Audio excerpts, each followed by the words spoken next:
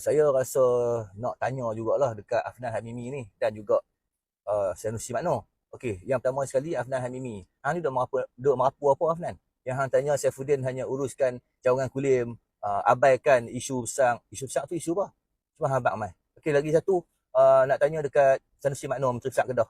Dia boleh kata Saifuddin Nasution ni menggunakan agensi dan jabatan kerajaan untuk tujuan politik. Tang mana ni? Dan hari tu hang ingat tak Sanusi? Hang ingat ke tak? Hang ada depan-depan hari tu.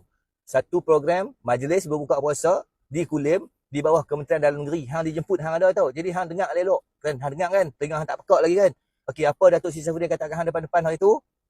KDN ni dah berlambak-lambak dah program dibuat di seluruh negara.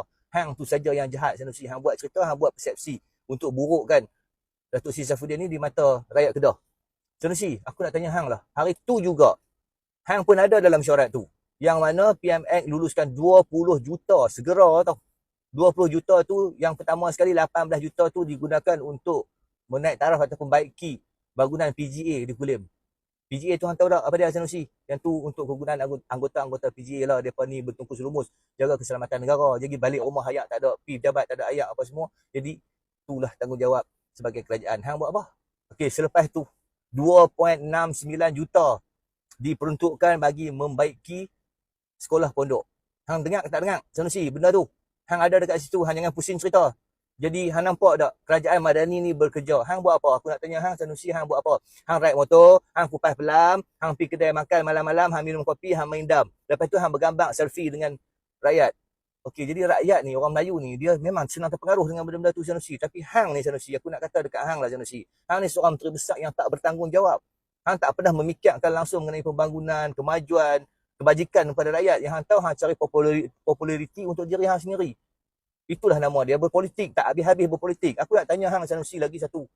Titi gantung tu di 2 Januari dah 2 kali dah runtuh. Hang bagi duit ke tak? Hang bagi duit ke tak Sanusi? Tak. Masyarakat yang kutip duit sama-sama mereka repair sendiri. Hari ni Datuk Seri Saifuddin turun, PMX turun, terutama Datuk Seri Saifuddin lah, Menteri Dalam Negeri turun di Kulim, di Padang Serai. Apa boleh kata pula untuk tujuan politik? Oi, sekurang-kurangnya Datuk Seri Saifuddin tu dia pergi mana-mana pun ada buah tangan tu. Pergi masjid ada buah tangan untuk masjid, ada sumbangan untuk masjid, ada sumbangan untuk anak karya.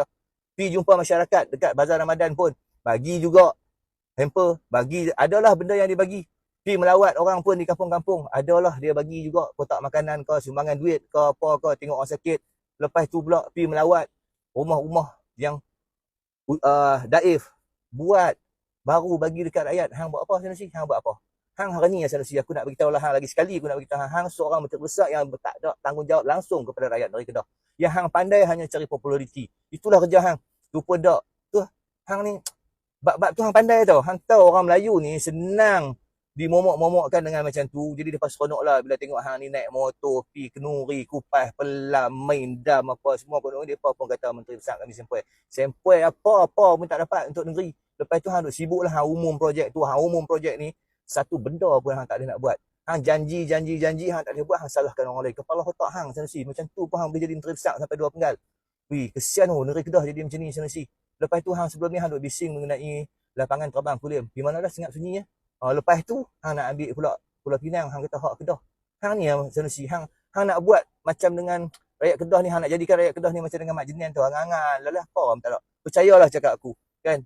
Sanusi, kita tunggu. Kalau kita umur sama-sama umur panjang, kita tunggu. Jadi ke tak hang nak ambil Pulau Pinang? Jadi ke tak hang nak buat lapangan terbang di Kulim tu? Last sekali hang akan pusing cerita, hang salahkan orang.